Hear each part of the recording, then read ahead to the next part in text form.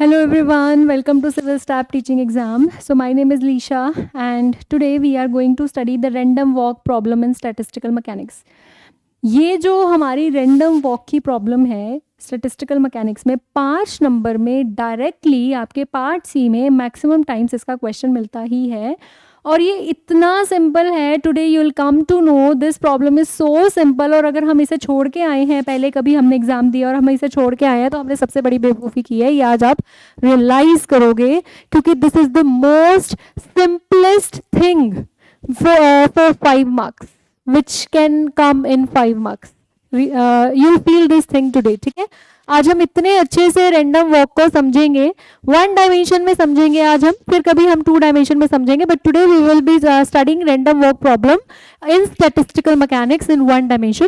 दो डायमेंशन में भी होती है. देखो, पहले तो रैंडम वॉक का बेस्ट एग्जाम्पल जो मैं आपको दे सकती हूँ, अभी जो मैं रिमाइंड कर पा रही हूँ, is that of a drunken man. सबसे बेस्ट एग्जाम्पल क्या है रैंडम वॉक का सबसे बेस्ट एग्जाम्पल है ड्रंकन मैन. रैंडम वॉक नाम से ही पता लग रहा है कि रैंडमली कहीं भी चलना, रैंडमली कभी भी कहीं भी चलना इज रैंडम वॉक, है ना.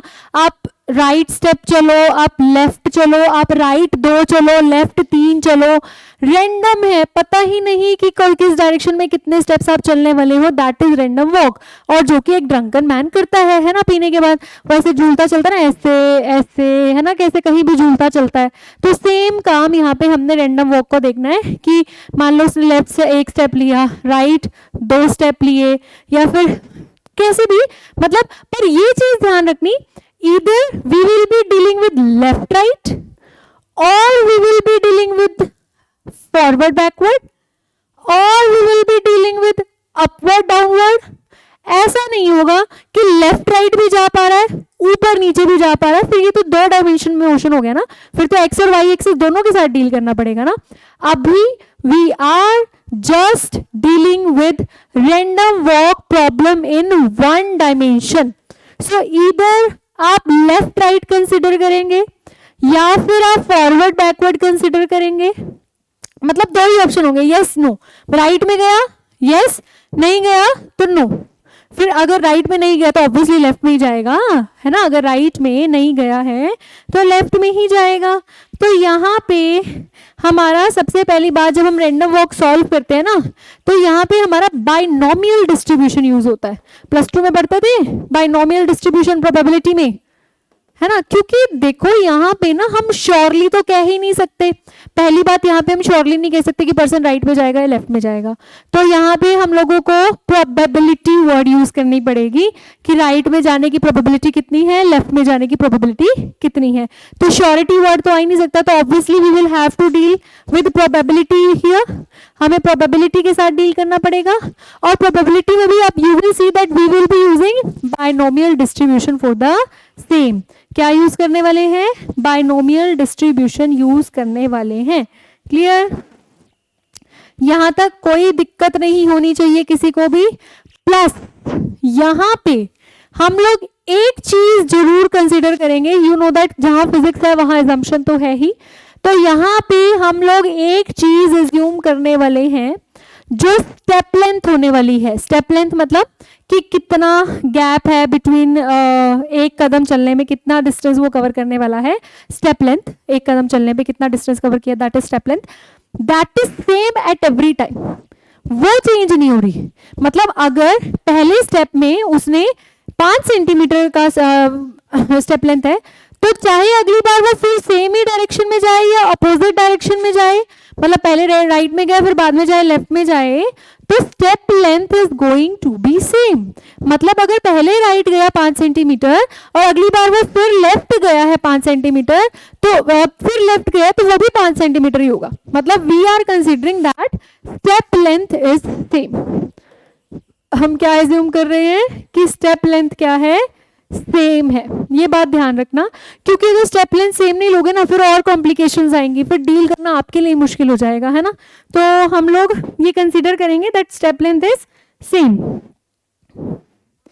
इसको आप पता है कैसे भी सोच सकते हो, जैसे मतलब एक यहाँ पे भी बाइनोमियल ही लगता है, अगर आप लोगों को याद हो, हम लोग मैथ्स में पढ़ते थे, है ना, +2 में जब बाइनोमियल डिस्ट्रीब्यूशन पढ़ा था हम लोगों ने मैथ्स में, तो ऐसे ही पढ़ते थे ना कि what is the probability of coming 3 on when a die is thrown. जब एक डाइस को थ्रो किया गया तो 3 नंबर आने की प्रोबेबिलिटी क्या है, तो 3 नंबर आने की प्रोबेबिलिटी क्या है, 1/6। 3 आएगा डाइस के ऊपर, आपको 3 दिखाई देगा, तो उसकी प्रोबेबिलिटी क्या है, 1/6। ना आने की प्रोबेबिलिटी क्या है, 5/6। 1 में से माइनस कर दोगे, है ना, 1 - 1/6 दैट इज 5/6 आ जाएगा। तो या तो आएगा या नहीं आएगा, कॉइन को टॉस करोगे, हेड या तो आएगा या नहीं आएगा, मतलब जिसमें आपके पास सिर्फ 2 चॉइसेस लेफ्ट है ना, that is your random walk problem. Random walk में जरूरी नहीं है कि पर्सन चलता हुआ दिखाना है, कई बार डायरेक्टली देखो, अगर तो डायरेक्टली लिख दिया कि ड्रंकन मैन है, चलता हुआ है बंदा है, तो पता लग जाएगा कि रैंडम वॉक प्रॉब्लम है। लेकिन अगर रैंडम वॉक वर्ड नहीं आया और ऐसी कोई स्टेटमेंट आ गई जिसमें यस या नो हो, या फिर राइट लेफ्ट हो, या फिर कि या तो 3 आएगा या नहीं आएगा डाइस के ऊपर, तो ये प्रॉब्लम्स भी हमारी इंक्लूड की जाती हैं अंडर रैंडम वॉक। ये कहाँ कंसिडर की जाती हैं, under random walk. This you need to understand, right. पर मोस्ट ऑफ द केसेस में इट इज गिवन कि in a random walk problem या फिर ड्रंकन मैन की बात की होती है ना। तो आई गेस आप सबको समझ आ गया कि हम लोग यहाँ पे किन केसेस की बात करने वाले हैं, यस या नो हो जिसमें, है ना, या फिर हम किस केस की बात करने वाले हैं, या फिर हम लोग बात करने वाले हैं लेफ्ट राइट मोशन की, left right, forward upward, backward, है ना, कुछ भी मतलब ऐसा मोशन की बात करने वाले हैं। या ऐसा भी हो सकता है कि अगर मान लो मेरे पास एक बॉक्स है तो इसके अंदर एक और बॉक्स है, तो इस बॉक्स में या तो आप बॉल थ्रो कर रहे हो, तो या तो बॉल बाहर से जब थ्रो कर रहे हो इसमें आएगी या नहीं आएगी, यही 2 सिचुएशंस है ना, इधर इट विल कम इनसाइड और it will not come inside, so that is also included under random walk, right. So now there are 2 conditions to be followed for random walk. First, there are 2 conditions जो यहाँ पे हमें देखनी है, क्या है, there are only 2 possibilities, ये बात मैं 10 बार बोल चुकी हूँ अभी सेशन में, है ना, there are only 2 possibilities, या there should be only 2 possibilities, 2 he possibilities होनी चाहिए, जैसे अभी मैंने आपको बताया, whether it will happen or not happen, या तो होगा या नहीं होगा, या फिर लेफ्ट राइट होगा, या अप डाउन होगा, ऐसी चीजें होंगी, है ना, जिसमें 2 ही चॉइसेस हैं हमारे पास, इधर दिस और दैट, नथिंग एल्स, इधर दिस और that. And the second thing is कि next step is independent of the previous step. अगला जो मेरा कदम है, जो मेरा अगला कदम है वो पता नहीं किस डायरेक्शन में होगा, वो पिछले स्टेप पे डिटरमाइन नहीं करता कि, क्योंकि रैंडम है ना, रैंडम का मतलब क्या होगा कि अगर मैंने पहले राइट में रखा, जरूरी थोड़ी है मैं फिर राइट में रखूंगी, मैं पहले लेफ्ट में भी रख सकती हूँ और हो सकता है मैं राइट में ही रखूं, so that is completely random, right. So क्या बोल रही हूँ कि नेक्स्ट स्टेप जो हम रखने वाले हैं is independent of previous step, समझ रहे हो, next step is independent of previous step, very important point. और स्टेप लेंथ सेम होगी, ये बात भी मैं आपको बता चुकी हूँ, ये दोबारा बोलने की मुझे शायद जरूरत नहीं होनी चाहिए, है ना। तो देखिए भाई, आ जाए अब अपनी 1D रैंडम वॉक प्रॉब्लम को हम स्टार्ट करते हैं। So 1D random walk, 1D random walk में क्या है, सपोज करिए यहाँ पे आपका x is equal to 0 reference है, यहाँ पे एक बंदा खड़ा है A, ठीक है, मान लो वो ये P पॉइंट से Q पॉइंट तक गया है ये बंदा, ठीक है, मान लेते हैं जो इसने ये डिस्टेंस ट्रेवल किया है दैट इज L, कितना डिस्टेंस ट्रेवल किया है, सॉरी x डिस्टेंस मान लेते हैं इसने ट्रेवल किया है, और L क्या है, इसकी स्टेप लेंथ है, ठीक है, एल क्या है इसकी स्टेप लेंथ है, मतलब एक कदम में जितना डिस्टेंस उसने ट्रेवल किया दैट इज स्टेप लेंथ, तो वो कितना है एल सेंटीमीटर है। और मान लेते हैं टोटल नंबर ऑफ स्टेप्स जो इसने चले वो कैपिटल एन है, टोटल नंबर ऑफ स्टेप्स जो इसने चले हैं that is capital N, that is capital N. अब आप खुद सोचो, जब एक बंदा यहां से यहां उठ के आया है, मान लो ये एल डिस्टेंस, ये एल, ये इसकी स्टेप साइजेस है, तो ये जो आपका एक्स होने वाला है ये एल का कुछ मल्टीपल ही होगा। ये अगर मान लो 1 2 3 4 5 6 7, यहाँ एक्स जो होगा वो 7 टाइम्स एल लिख सकते हैं इस केस में यहाँ पे, है ना। तो ये जो एक्स है that is going to be some multiple of l. ये बात समझ में आई? x is going to be some multiple of l ना, x l का मल्टीपल होगा, m is some multiple of l, m क्या है मल्टीपल है, कोई भी इंटीजर है। अब मान लेते हैं, अब ये सारी बातें ना ये पूरा टाइम यही चलनी है, ठीक है। ये जो आज मैं अब मैं आपको कंसिडर करवा रही हूँ, पूरे रैंडम वॉक में बार बार यही बातें चलेंगी, तो इनको अपने दिमाग में बिठा लो, तभी रैंडम वॉक की प्रॉब्लम बड़ी आसान लगेगी। Let number of steps to right is n1 and number of steps to left में वो कहा कितने स्टेप्स लिए n2। अब जरूरी थोड़ी है जब वो यहां से यहां पहुंचा तो उसने सारे राइट स्टेप्स लिए। हो सकता है मान लो ये 10 डिस्टेंस है, हो सकता है उसने पहले 11 चले हो और फिर एक पीछे आया हो, कुछ भी हो सकता है, या फिर वो पहले 20 आगे गया 10 फिर पीछे आया हो, मुझे नहीं पता कैसे चला है ना। तो मान लेते हैं number of steps to right is n1 and number of steps to left is n2।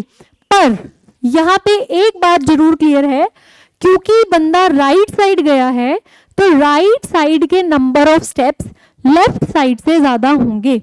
इतनी बात तो क्लियर होनी चाहिए, क्योंकि पर्सन राइट में शो हो रहा है, राइट में जा रहा है, तो राइट में जो नंबर ऑफ स्टेप्स होंगे वो लेफ्ट से थोड़े से ज्यादा होंगे। अगर पर्सन लेफ्ट में शो किया होता तो obviously number of steps towards left would be more than the number of steps towards the right. अब मान लेते हैं टोटल नंबर ऑफ स्टेप्स जो है वो कैपिटल एन है।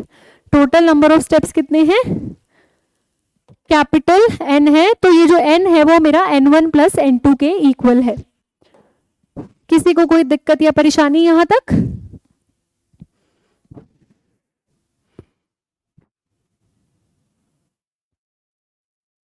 अब क्योंकि मुझे यहाँ प्रोबेबिलिटी की बात करनी है, मुझे यहाँ श्योरिटी तो है ही नहीं किसी चीज की, तो probability of person to go right, probability of person to take n1 steps right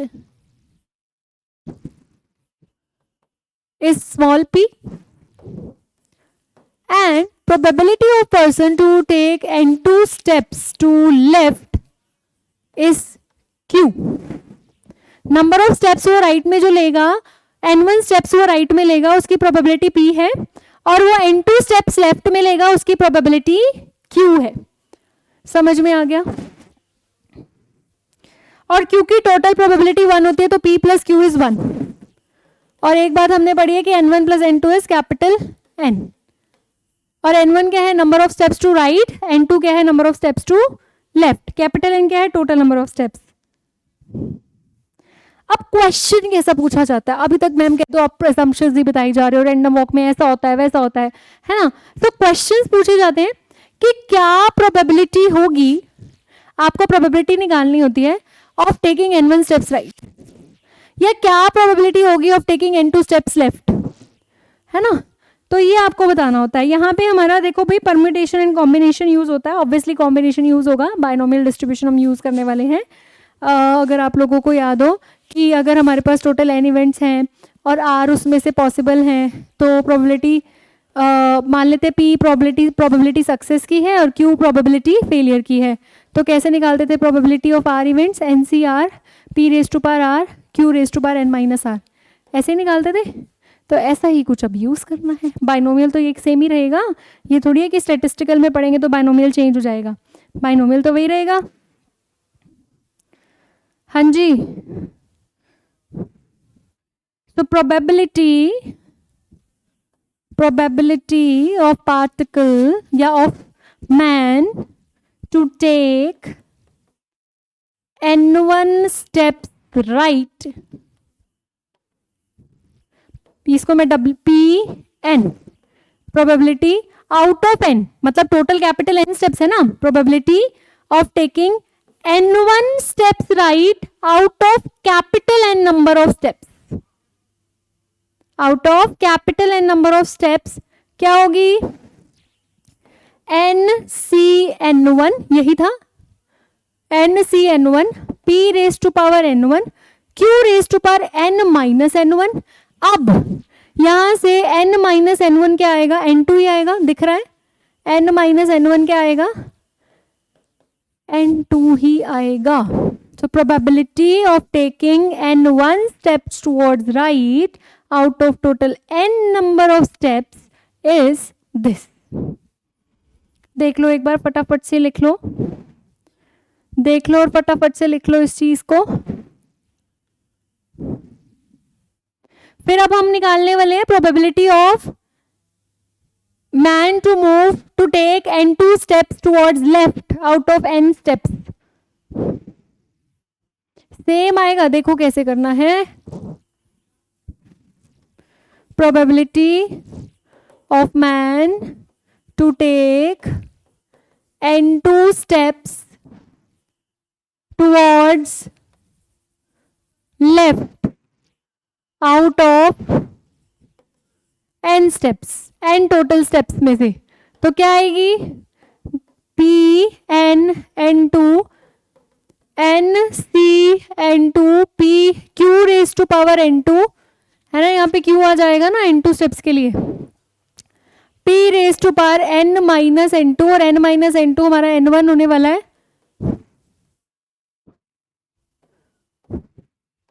अब ये तो देखो वही आ गया, देखो पुराना, एक बार पुराना देखो, p raise to power n1 आना चाहिए, p raise to power n1 q raise to power n2, यहाँ भी p raise to power n1 q raise to power n2, but this is different, यहाँ nc n1 है, वहां nc n2 है। अगर मैं यहां देखू ना,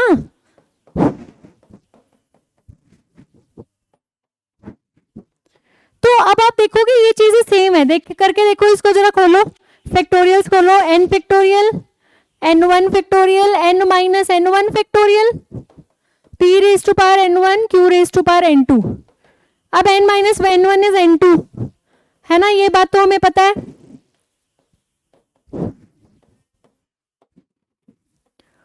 अब जरा इसको भी सॉल्व करके देखो, n factorial n2 factorial n minus n2 factorial, और n माइनस n2 फैक्टोरियल क्या है, n1 फैक्टोरियल ना, बस सेम है, देखो सेम है कि नहीं, जल्दी से देखो सेम है कि नहीं। मतलब क्या कंक्लूड किया इससे, इससे क्या कंक्लूड किया कि probability to take n1 steps right is equal to the probability to take n2 steps left. इससे तो यही पता लग रहा है। अब यहां से क्या पता लग रहा है, probability to take n1 steps right is equals to the probability to take n2 steps left. Now the question arises, is this probability always same, क्या ये प्रोबेबिलिटी की वैल्यू हमेशा सेम होती है। क्वेश्चन क्या है, is this probabilities always equal, क्या ये हमेशा इक्वल होती हैं, क्या ये दोनों प्रोबेबिलिटीज हमेशा सेम होती हैं, सेम, फिर हमें अलग अलग निकालने की जरूरत ही नहीं है, एक का कहा दूसरे का भी सेम ही आएगा। क्वेश्चन ये राइज करता है, तो आंसर इसका है भाई नो, आंसर इसका क्या है, नो है। अब इसको मैं बड़े अच्छे एग्जाम्पल से आपको बताऊंगी कि इसका आंसर नो क्यों है। देखिए इसका आंसर नो इसीलिए है क्योंकि अगर सपोज करिए, अगर आपके पास एक ड्रंकन मैन है, ठीक है, अगर वो प्लेन रोड पे मूव कर रहा है, तो जितनी प्रोबेबिलिटी राइट स्टेप लेने की है उतनी प्रोबेबिलिटी लेफ्ट स्टेप लेने की है, इसीलिए ये इक्वल आते हैं। लेकिन अगर हमारा सरफेस ऐसे थोड़ा सा इंक्लाइंड हो जाए, अब इस मैन आदमी ने तो पी हुई है, अगर इस आदमी ने पी हुई है तो ऊपर जाने की प्रोबेबिलिटी ज़्यादा है या नीचे आने की प्रोबेबिलिटी ज़्यादा है, खुद दिमाग लगाओ, ऊपर जाने की प्रोबेबिलिटी ज़्यादा है या नीचे आने की प्रोबेबिलिटी ज़्यादा है? ऑब्वियसली नीचे आने की प्रोबेबिलिटी ज़्यादा है, क्योंकि लड़खड़ाएगा नीचे आराम से गिर जाएगा, है ना? तो यहाँ this case is not applicable. बच्चे सिमिलरली अगर मान लो आपका मैन ऐसे नीचे आ रहा है, तो यहाँ राइट साइड जाने की प्रोबेबिलिटी ज़्यादा है ना? गिरता पड़ता नीचे ज़्यादा आएगा बजाय कि ऊपर चढ़ने के। तो देखिए तो इन दो केसेस में आप देख पा रहे हैं कि that this probability is not same. तो अगर कोई ऐसे क्वेश्चन पूछे कि क्या ये प्रोबेबिलिटी हमेशा सेम होगी, तो आपका आंसर आपके दिमाग में क्लियर होना चाहिए, नहीं भाई नहीं होगी। आपके पास एक एग्जाम्पल भी अब तैयार होना चाहिए। इसके अलावा भी आपके दिमाग में बहुत सारे एग्जाम्पल्स आ जाने चाहिए कि क्यों ऐसा, क्या कौन सा ऐसा एग्जाम्पल होगा। बट हमारे क्वेश्चंस में जहाँ पे प्रोबेबिलिटी सेम होती है वही ही आते हैं, अदरवाइज क्वेश्चन बड़ा कॉम्प्लिकेटेड हो जाएगा, इसी को सॉल्व करने में रह जाओगे। और मैं जहाँ कह रही हूँ कि ये तो बड़ा इजी क्वेश्चन होता है, बड़ा इजी क्वेश्चन होता है, फिर तो ये सॉल्व ही नहीं हो पाएगा, है ना? तो फिर भाई ऐसे क्वेश्चन नहीं आएंगे। पर हाँ, एटलीस्ट यू शुड नो ना कि ऐसे केसेस भी एग्जिस्ट करते हैं। वो नो वाली चीज़ मैंने आपको बता दी कि हाँ यू शुड नो, तो वो यू शुड नो वाली चीज़ मैंने आप लोगों को बता दी है। ठीक है भाई, किसी को कोई प्रॉब्लम नहीं होगी यहाँ तक? आगे चले, क्योंकि क्वेश्चन तो करना ही है। जब तक हम क्वेश्चन नहीं करेंगे इससे रिलेटेड हमें समझ नहीं आएगा। ओके, तो अगर आप लोगों को याद हो, मैंने अभी एक चीज लिखी थी,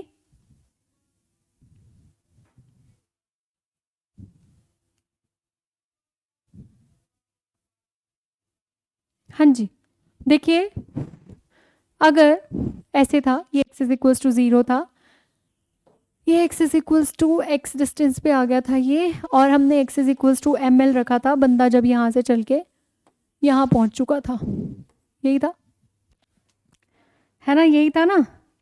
और मैंने x is equals to ml लिखा था। अच्छा, अब एक बात तो आप सबके दिमाग में क्लियर होगी, अगर हमारे बंदे ने एक स्टेप राइट लिया यहाँ पे खड़ा होके और एक स्टेप ही पीछे ले लिया, अब स्टेप लेंथ तो सेम है, तो what is the distance he walked? Displacement 0 होगी। अगर एक ही स्टेप राइट लिया, एक ही स्टेप लेफ्ट लिया, तो वो चला ही नहीं, वो इनिशियल पोजीशन पे ही खड़ा रहा। 10 स्टेप सामने लिए, 10 स्टेप पीछे लिए, फिर से इनिशियल पोजीशन पे। 20 स्टेप आगे लिए, 20 स्टेप पीछे लिए, फिर से इनिशियल पोजीशन पे। मतलब if number of steps towards right, if number of steps towards right are equal to number of steps towards left, the person remains at initial position. The person remains at initial position, वो वहीं रह जाएगा, वो चलेगा ही नहीं। ये बात तो सबको ही समझ आ गई होगी। और अगर राइट में गए तो नंबर ऑफ स्टेप्स राइट में ज्यादा होंगे, और अगर लेफ्ट में गए तो नंबर ऑफ स्टेप्स लेफ्ट में ज्यादा होंगे, है ना? जैसे आप ऐसे कह सकते हो ना, तो आपको ये बात समझ आ गई। पहले तो ये देखो, अगर number of steps towards right are equals to number of steps toward left, तो बंदा इनिशियल पोजीशन पे ही रहेगा। तो अगर उसे चलना है, अगर उसे चलना है, तो number of steps towards right और number of steps towards left equal नहीं होनी चाहिए। मतलब चलना है, मतलब अगर वो आप चाहते हो कि आपका मैन अपनी इनिशियल पोजीशन को छोड़ के कहीं और जाए, या वो राइट साइड जाए या वो लेफ्ट साइड जाए, तो at least this thing should be clear in mind कि ये जो नंबर ऑफ स्टेप्स है फिर सेम नहीं होने चाहिए। अगर आप चाहते हो बंदा राइट साइड जाए तो number of steps in right should be more, और अगर आप चाहते हो कि बंदा लेफ्ट साइड जाए तो number of steps in left side should be more, right? इतनी बात तो हमें क्लियर है।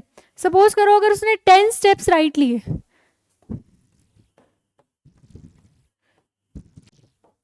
लिए 10 स्टेप्स राइट,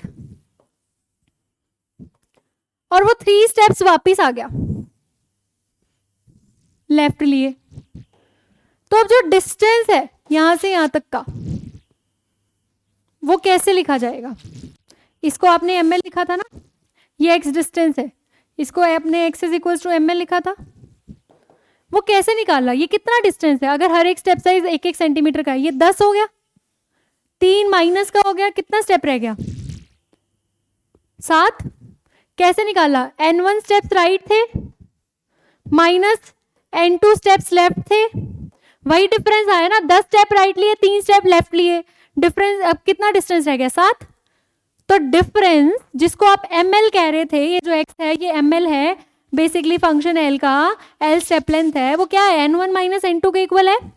तो किसके इक्वल है, n1 माइनस n2 के इक्वल है कि नहीं है, समझ गए। और x आपका डिस्टेंस नहीं है, x आपका डिस्प्लेसमेंट है, ये बात भी ध्यान रखना, x आपका डिस्टेंस है, डिस्प्लेसमेंट है, डिस्टेंस नहीं है। और ये चीज भी याद रखना, probability of taking x steps या x डिस्टेंस वो सेम ही होगा, n1 steps right to the n1 steps left, n2 steps left, ये सेम ही होगा। तो हमने अभी फॉर्मूलाज पढ़ लिए, n is equal to n1 plus n2, हर एक चीज का मतलब क्लियर होना चाहिए, x is equal to ml is equal to n1 minus n2, p plus q 1 के इक्वल होता है। और एक हमने बाइनोमियल डिस्ट्रीब्यूशन पढ़ी है ना, ये चीजें पढ़ ली हैं, अभी तक हमने सिर्फ यही पढ़ा और कुछ फालतू नहीं पढ़ा। अब एक क्वेश्चन करते हैं,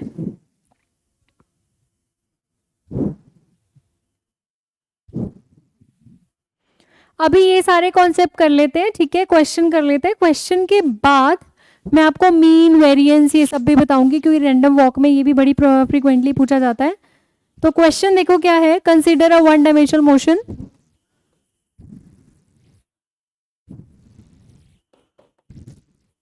कंसीडर कर लीजिए एक वन डायमेंशनल मोशन को, कंसीडर कर लीजिए, step length 1 centimetre,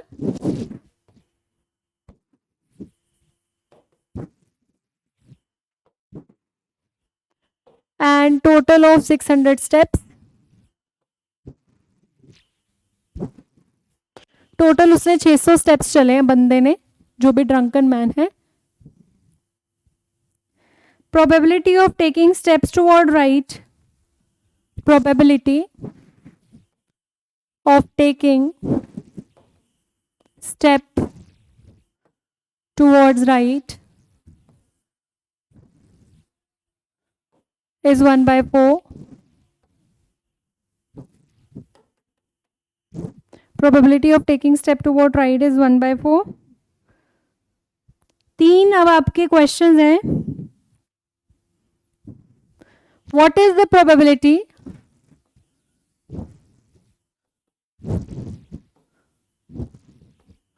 that he will go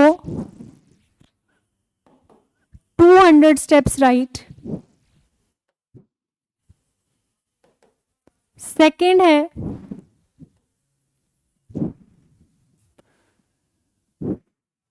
what is the probability that he will come to, what is the probability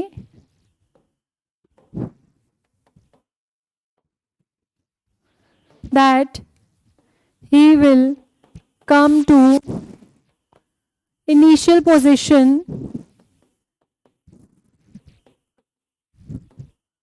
in 500 steps, sorry in 600 steps, 600 steps में वो वापस ही आ जाएगा। And the last question,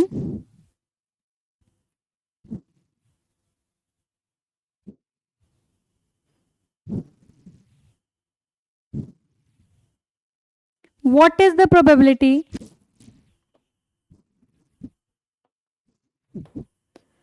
that he will be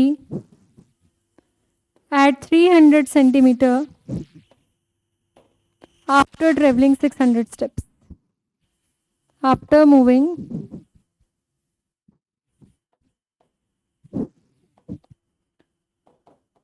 take your time, write the question and then we will solve the question.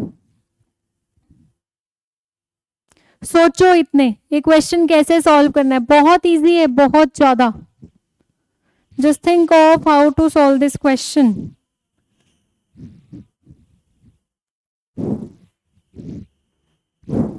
Think of everyone how to solve this question.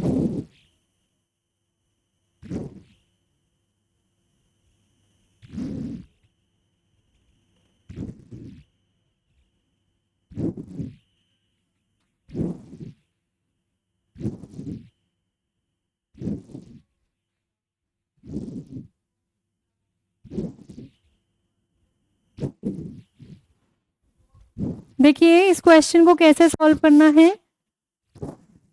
Easy है बहुत ज्यादा.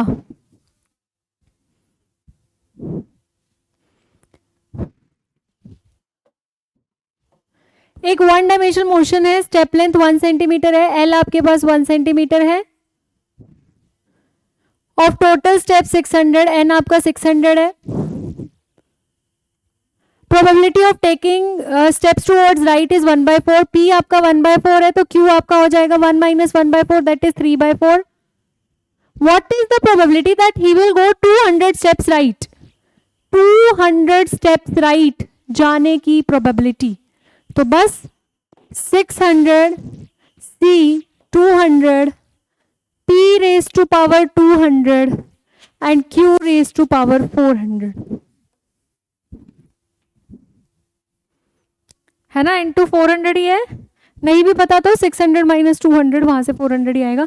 अब इतनी बड़ी पावर्स को हम solve तो करने से रहे, इसको ऐसे ही छोड़ना पड़ेगा. हो गया फर्स्ट पार्ट. कितना सिंपल है. देखो ये चीजें 5-5 नंबर में आती है और हम छोड़ आते हैं. हम इसको छोड़ आते हैं है ना. जब अगर रैंडम वॉक नहीं आता तो उस बच्चे को तो रैंडम वॉक ऐसे लगता है पता नहीं क्या ही है इसमें, पर कितना सिंपल कॉन्सेप्ट है ये. How simple this concept is. Second पढ़ो जल्दी से. अब व्हाट इज द प्रोबेबिलिटी, आप खुद ट्राई करें एक बार. What is the probability that he will come to initial position in 600 steps. Initial position पे आ जाएगा 600 स्टेप्स के अंदर. ठीक है. तो देखो अगर प्रोबेबिलिटी निकालनी है, आपको पता है 600 स्टेप्स के अंदर वापस आ जाएगा. अगर मुझे प्रोबेबिलिटी निकालनी है, आपको ये पता है कि probability of going right is equal to probability of going left. तो अगर मुझे राइट में या लेफ्ट में स्टेप्स पता लग जाए तो मैं प्रोबेबिलिटी निकाल लूंगी. मुझे बोला है कि इनिशियल पोजीशन पे वापस आ जाएगा 600 स्टेप्स में. अभी भी टोटल स्टेप्स ही पता है, N1 N2 की कोई इंफॉर्मेशन नहीं है. तो भाई वो वापस आ जाएगा, मतलब डिस्प्लेसमेंट 0 है. अब x is equal to ml is equal to n1 - n2 and this is 0. This implies l तो 0 नहीं है, अब m इज 0. इसका मतलब m क्या है, 0 है. इतनी बात समझ में आ गई. इफ m इज 0 आप कह सकते हैं n1 - m2 इज 0, या आप कह सकते हैं n1 is equal to n2. तो number of steps towards right is equal to number of steps towards left. Total number of steps कितने चलने, 600 चलने. n1 n2 इक्वल है तो n1 + n2 is equal to 600. n1 + n1 twice of n1 is equal to 600. n1 is equal to 300 तो n2 भी 300 ही है. अब probability जो है of particle to take n1 steps right, probability निकाल दी है ना लास्ट में. n क्या है 600 c 300 p/q. p raise to power p क्या है, राइट स्टेप लेने की probability is 1/4 raise to power 300 and 3/4 again raise to power 300 ही आएगा यहाँ पे, क्योंकि 600 - 300. अगेन सॉल्व थोड़ी करना, इतना ही छोड़ना. देख लो एक बार, किसी को कोई डाउट हो तो, किसी को भी कोई डाउट हो तो वो बच्चा देख सकता है यहाँ पे.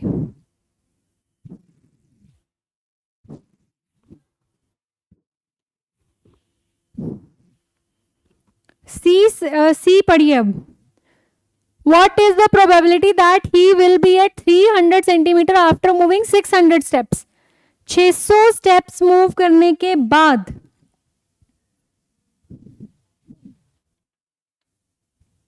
ठीक है, 600 स्टेप्स मूव करने के बाद वो 300 सेंटीमीटर पे होगा.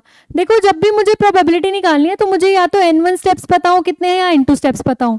अब उसने इंफॉर्मेशन इतनी दे दी कि टोटल स्टेप्स तो 600 ही चले, लेकिन अब वो 300 सेंटीमीटर दूर है. ये x जो है ये आपका कितना है, 300 सेंटीमीटर है. मतलब जो ये ml है ये कितना है, 300 सेंटीमीटर है, एल आपको बोला उसने 1 सेंटीमीटर है, तो ये एम जो तो हो गया कितना हो गया 300 सेंटीमीटर हो गया। अब ये जो एम होता है वो n1 माइनस n2 के इक्वल होता है, दैट इज 300, और टोटल नंबर ऑफ स्टेप्स है 600, तो n1 प्लस n2 जो है that is 600, just add them, so twice of n1 is equals to 900, n1 आ गया 450, तो n2 कितना आ जाएगा 600 में से 450 जाएंगे तो कितना हो जाएगा 150, 150। अब probability of n steps, n1 steps right, तो 600 C 450 1/4 raise to power 450 3/4 raise to power 150। अब अगेन ये पावर सॉल्व थोड़ी करनी है हमें, you don't have to solve these powers.